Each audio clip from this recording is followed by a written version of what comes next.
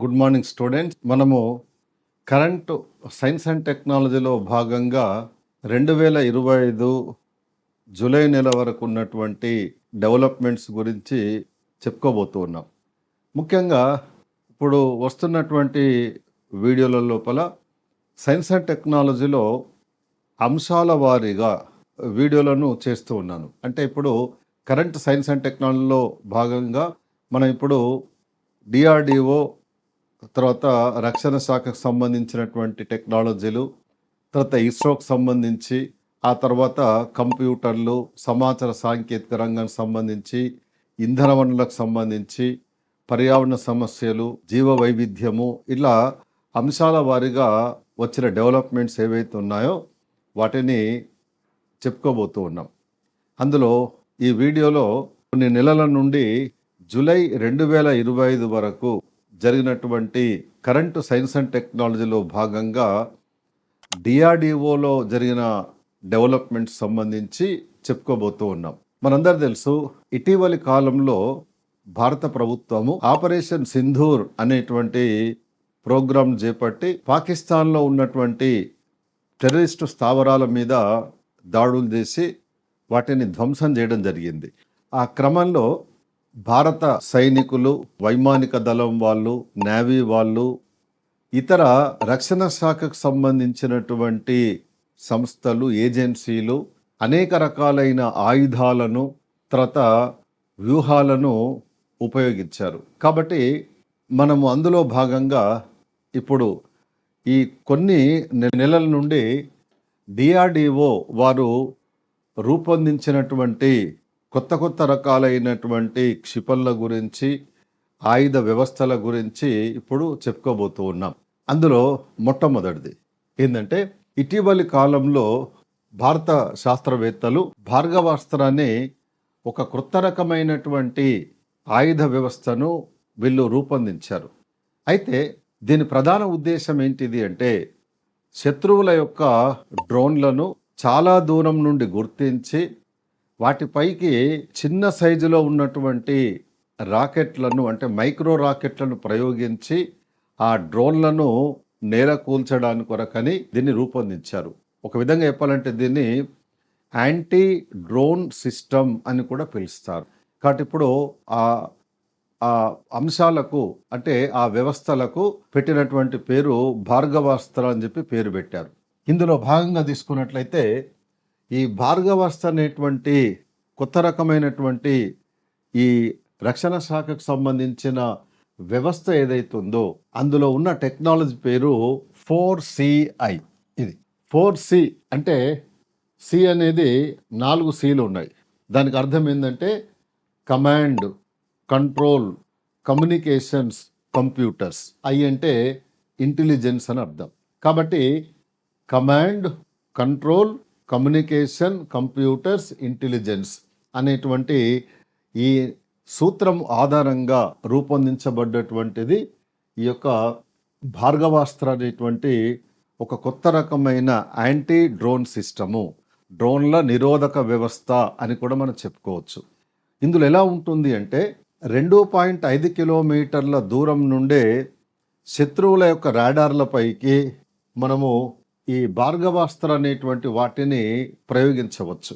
దీన్ని రూపొందించినటువంటి వాళ్ళు డిఆర్డిఓ అయితే, ఆ డిఆర్డిఓ యొక్క సంయుక్త భాగస్వామ్యంతో వీటిని తయారు చేసి పరీక్షించినటువంటి సంస్థ పేరు solar defence and aerospace limited వారు. వీరు డిఆర్డిఓతో ఒప్పందం చేసుకొని వీళ్ళకి కావలసినటువంటి ఈ యాంటీ డ్రోన్ సిస్టమ్ను తయారు చేసి పరీక్షించారు.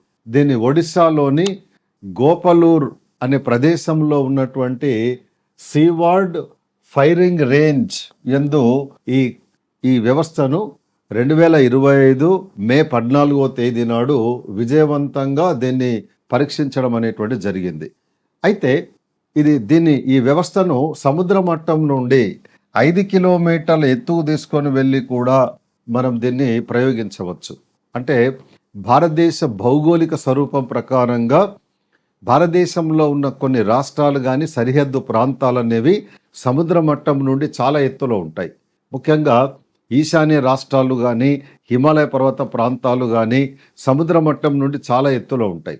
కాబట్టి సముద్ర మట్టం నుండి 5 కిలోమీటర్ల ఎత్తులో ఉన్న ప్రదేశాలకు కూడా వీటిని తీసుకొని వెళ్ళి సులభంగా శత్రువుల మీద మనము ప్రయోగించవచ్చు. ఇప్పుడు ఉదాహరణకి మనము భార్గవాస్త్ర అనేటువంటి వ్యవస్థను ఇక్కడ ఏర్పాటు చేశాం. ఇది భార్గవాస్త్ర. ఇందులో రాడార్లు ఉంటాయి, తర్వాత చిన్న తరహా రాకెట్లు కూడా ఉంటాయి.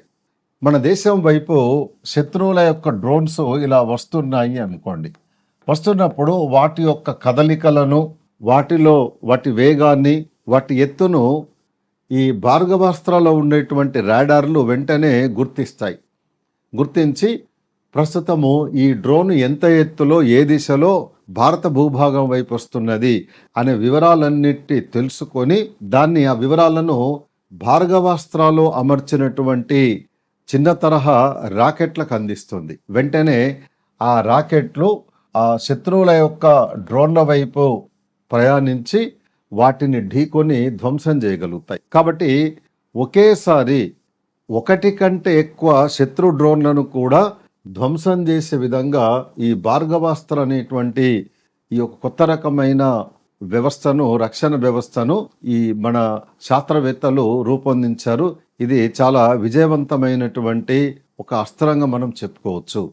కాబట్టి భవిష్యత్తులో భారత ప్రభుత్వం ఏం చేయబోతోంది అంటే ఇటువంటి భార్గవాస్త్ర వ్యవస్థలను మన పాకిస్తాన్ సరిహద్దుల్లో, చైనా సరిహద్దుల్లో, లేదా ఇతర దేశాల భారతదేశం సరిహద్దులుగా ఉన్న ప్రాంతాల్లో, ముఖ్యంగా రక్షణ పరంగా వ్యూహాత్మకంగా ఉండేటువంటి ప్రాంతాల లోపల వీటిని మోహరించి శత్రు భూభాగాల నుండి, అంటే శత్రువుల యొక్క గగనతలము నుండి భారత గగనతలం వైపు వచ్చే డ్రోన్లను మనము 2.5 కిలోమీటర్ల దూరం నుండి గుర్తించి వాటిని ఆకాశంలోనే ధ్వంసం చేస్తాము. దీనివల్ల డ్రోన్ల వల్ల కలిగేటువంటి దాడులను సమర్థవంతంగా మనము తిప్పికొట్టవచ్చు, లేదా వాటిని నివారించవచ్చు కూడా. కాబట్టి డిఆర్డిఓ మరియు ఈ ప్రైవేట్ సంస్థ కలిపి సంయుక్తంగా రూపొందించి, పరీక్షించి, అభివృద్ధి చెందించినటువంటి క్షిపణి వ్యవస్థను మనము, అంటే ఈ వ్యవస్థను, రక్షణ వ్యవస్థ ఏదైతే ఉందో దాన్ని మనము భార్గవాస్త్ర అని చెప్పి పేరు పెట్టారు. భార్గవాస్త్రం అనేది మన పురాణాలు, ఇతిహాసాల్లో ఉన్నటువంటి పేరు. అది మనందరూ తెలుసు. దాన్ని ప్రయోగిస్తే ఖచ్చితంగా లక్ష్యాన్ని ఛేదిస్తుంది అనేటువంటి వివరాలు మనము చదువుకుంటూ ఉంటాం. కాబట్టి అర్థం వచ్చే విధంగా ఈ రక్షణ వ్యవస్థకు భారత శాస్త్రవేత్తలు పెట్టినటువంటి పేరే భార్గవాస్త్ర అని చెప్పి పేరు పెట్టారు. తర్వాత సుదర్శన చక్ర, ఇదొక రకమైనటువంటి ఆయుధ వ్యవస్థ. వాస్తవంగా మనం రష్యా నుండి ట్రయంఫ్ S-400 అనేటువంటి ఒక క్షిపణి వ్యవస్థను మనము దిగుమతి చేసుకోవడం జరిగింది. ట్రయంఫ్ అంటారు. మనము కంటెంట్ డిఆర్డిఓ రక్షణ శాఖ చెప్పిన కంటెంట్ చెప్పినప్పుడు కూడా ఆ రోజుల్లో కూడా మనం చెప్పుకున్నాము. ట్రయంఫ్ S-400 అనేది ప్రస్తుతం ప్రపంచంలో అత్యుత్తమమైనటువంటి క్షిపణి వ్యవస్థలలో అది మొదటి స్థానంలో ఉన్నటువంటిది. అలాంటి వ్యవస్థలను మనము దిగుమతి చేసుకొని, రష్యాను దిగుమతి చేసుకొని మన భారత రక్షా దళంలో ప్రవేశపెట్టారు. అయితే ఈ దానికి భారత శాస్త్రవేత్తలు పెట్టిన పేరు సుదర్శన చక్ర అని పేరు పెట్టారు. కారణం ఏంటంటే మన పురాణాల, ఇతిహాసాల ప్రకారంగా సుదర్శన చక్రం అనే దాన్ని ప్రయోగించినప్పుడు అది 360 డిగ్రీల కోణంతో తిరుగుతూ అనుకున్న లక్ష్యం వైపు వెళ్ళి దాని మీద దాడి చేసి ఆ శత్రువులను సంహరిస్తుంది. సరిగ్గా అదే అర్థం వచ్చే విధంగా ఈ S-400 అనేటువంటి వ్యవస్థకు మన శాస్త్రవేత్తలు సుదర్శన చక్ర అని పేరు పెట్టారు. దీన్ని మనము ఆపరేషన్ సింధూర్ యందు కూడా విజయవంతంగా ఉపయోగించి శత్రువుల యొక్క గగనతల దాడులను మనము సమర్థవంతంగా ఎదుర్కొన్నాము. వాళ్ళ మీద దాడి కూడా చేయగలిగాం మనం. కాబట్టి ఈ సుదర్శన చక్ర అనేటువంటి ఆయుధ వ్యవస్థ ఏదైతుందో అది శత్రువుల యొక్క డ్రోన్లను, జెట్ విమానాలను, హెలికాప్టర్లను, క్షిపణులను, అంటే మిజైల్స్ను, వీటన్నిటి కూడా 450 కిలోమీటర్ల దూరం నుండే వాటి మీద ప్రయోగించగలుగుతుంది. అంటే శత్రువుల యొక్క క్షిపణులు అనేటువంటివి భారతదేశం వైపు వస్తుంటే ఈ సుదర్శన చక్ర అనేటువంటిది ఏదైతుందో వాటిని 400 కిలోమీటర్ దూరమే ఉన్నప్పుడు గుర్తించి వాటి మీద మనము ఆయుధాలను ప్రయోగిస్తాం. ఆ వెళ్ళి ఖచ్చితంగా వాటిని ఢీకొని ధ్వంసం చేయగలుగుతాయి. ఆపరేషన్ సింధూరు అంత విజయవంతం కావడానికి దోహదపడినటువంటి అనేక రక్షణ శాఖకు చెందినటువంటి వ్యవస్థలలో ఈ సుదర్శన చక్ర అనేటువంటిది కూడా ఒక ప్రధానమైనటువంటి వ్యవస్థగా మనం చెప్పుకోవచ్చు. కాబట్టి పోటీ పరీక్షల దృష్ట్యా మనము చాలా ఇంపార్టెంట్ అయినటువంటి వాటిని డిస్కస్ చేస్తూ ఉన్నాము. కాబట్టి ఇవి ఎలాంటి టాపిక్స్ అంటే ఏ పోటీ పరీక్షలో ఎప్పుడైనా సరే అడగడానికి స్కోప్ ఉన్నటువంటి పాయింట్స్ అవి. కాబట్టి జాగ్రత్త మనం వీటిని చదువుకోవాలి, జాగ్రత్త వీటిని మనము చూసుకోవాలి. తర్వాత నెక్స్ట్, ఇటీవల భారత రక్షణ శాఖ మంత్రి గారు బెంగళూరులో ఉన్నటువంటి హిందుస్థాన్ ఏరోనాటిక్స్ లిమిటెడ్ యొక్క పరిశోధన విభాగమైనటువంటిది హిందుస్థాన్ డెవలప్మెంట్ ఏజెన్సీ అనేది, ఇది బెంగళూరులో ఏర్పాటు చేయబడ్డది. అయితే ఈ హిందుస్థాన్ డెవలప్మెంట్ ఏజెన్సీ వాళ్లకు భారత రక్షణ శాఖ మంత్రి గారు ప్రత్యేకంగా ఒక అనుమతి ఇచ్చాడు. ఏమనుమతి అంటే, భవిష్యత్తులో భారతదేశ రక్షణ అవసరాలకు ముఖ్యంగా వైమానిక దళానికి కావలసినటువంటి 5వ తరానికి చెందిన జెట్ ఫైటర్ను, యుద్ధ విమానాన్ని తయారు చేయడానికి కొరకు ఆయన అనుమతినివ్వడం అనేది జరిగింది.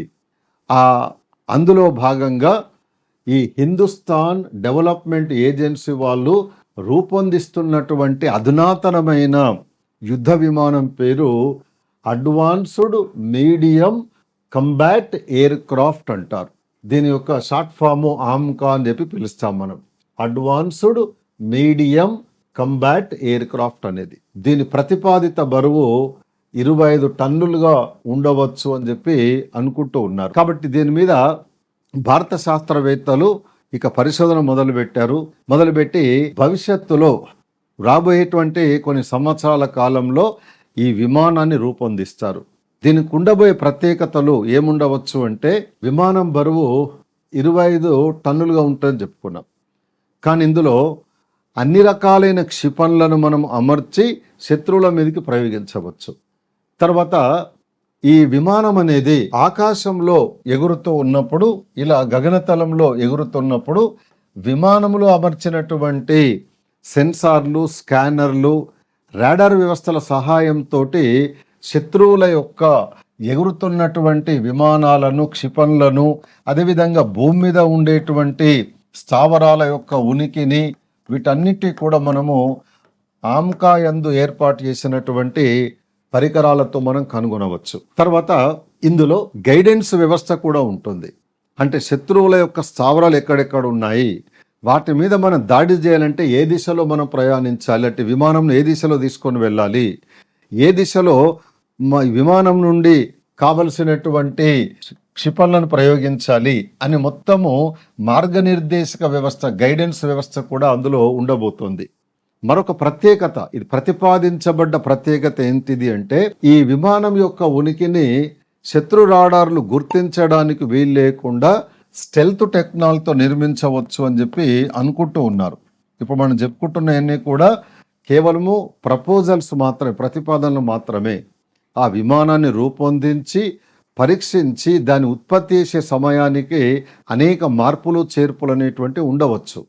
కాబట్టి ప్రతిపాదించిన ప్రకారంగా ఈ విమానంను స్టెల్త్ టెక్నాలజీతో నిర్మించే అవకాశాలు ఉంటాయి. స్టెల్త్ టెక్నాలజీ అంటే ఏ రాడార్ గుర్తించలేని విధంగా ఒక క్షిపణిని కానీ, మిజైల్ను కానీ, జెట్ విమానమును లేదా హెలికాప్టర్లను లేదా యుద్ధ నౌకలను తయారు చేస్తే అటువంటి టెక్నాలజీని స్టెల్త్ టెక్నాలజీ అని పిలుస్తారు. బహుశా ఇందులో స్టెల్త్ టెక్నాలజీ అనేది కూడా ఇందులో పొందుపరచవచ్చు అని చెప్పి అనుకుంటూ ఉన్నారు. తర్వాత దీన్ని నడుపుతున్నటువంటి పైలట్ కూడా అన్ని రకాలైనటువంటి రక్షణలు అందులో ఏర్పాటు చేయడం అనేటువంటి జరుగుతుంది.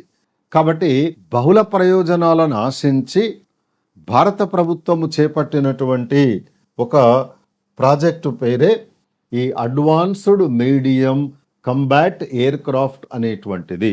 కాబట్టి భవిష్యత్తులో ఎంత సమయం తీసుకుంటుందో మనం అంచనా వేయలేం, కానీ రాబోయేటువంటి సంవత్సరాలలో ఈ కొత్త రకమైన యుద్ధ విమానాన్ని స్వదేశీ పరిజ్ఞానంతో రూపొందించి దాన్ని మన భారత వైమానిక దళంలో చేర్చాలని చెప్పి భారత ప్రభుత్వము భావిస్తూ ఉన్నది.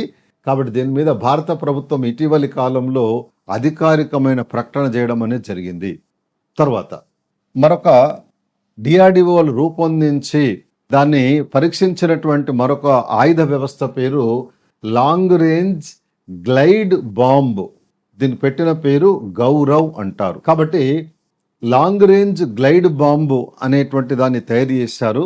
గ్లైడర్ అనేది ఆకాశంలో ఎగరడానికి ఉపయోగపడేటువంటి పారాచూట్ లాగా ఉండేటువంటి ఒక సాధనము అని చెప్పుకోవచ్చు, లేక పరికరం అనుకోవచ్చు. కాబట్టి అటువంటి గ్లైడర్ యందు అమర్చబడేటువంటి బాంబే ఈ యొక్క బాంబు. దీన్ని పెట్టిన పేరు గౌరవ్ అంటారు.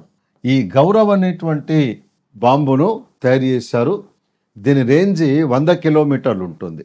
కాబట్టి ఈ గ్లైడర్లో ఆకాశంలో ఎగురుతున్న గ్లైడర్ యందు బాంబును అమర్స్తారు.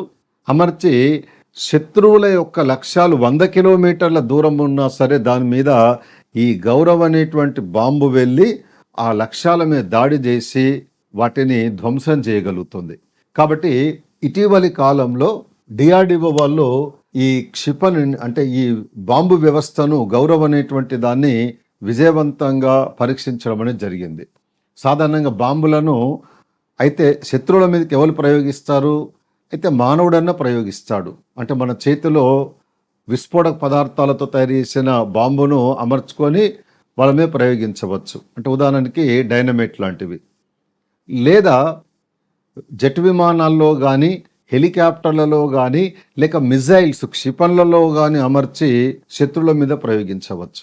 అదే సమయంలో గ్లైడర్ యందు బాంబును అమర్చి ఆ బాంబును మనము శత్రు లక్ష్యాల మీదకి ప్రయోగించవచ్చు.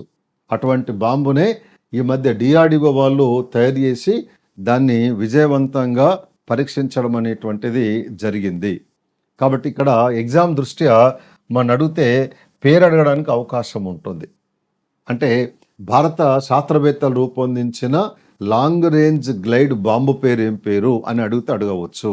దాని పేరే గౌరవ్ అని చెప్పి పిలుస్తారు. Mark 2A directed energy weapon.